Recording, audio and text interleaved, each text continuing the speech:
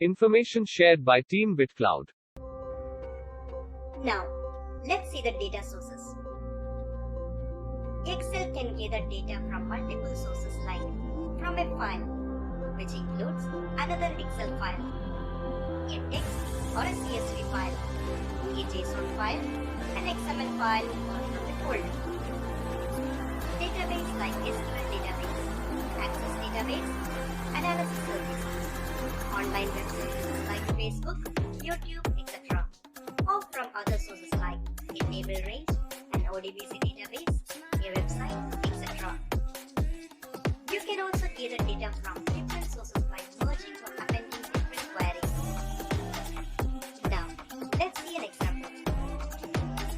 Let's gather some data from Google Finance, say historical price of Apple stock. For this, in your Excel 2016 sheet, click on Data tab. Click on From Web button. You will get two options as a basic or advanced. For fast loading of data, I prefer basic. Insert the web URL from where you want the data to be captured. Press OK. Now, Excel in the backend will run a query to download the data. First time query loading, it will seconds extra. Now, if you see, Excel has downloaded all the tables found in a particular web page. Document shows that the data is from an HTML file source. Table 0 shows the number of columns in the page.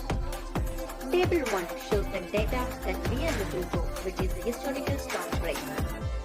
Excel provides two preview options, either as a plain table format or as a web page format. Now, select the table.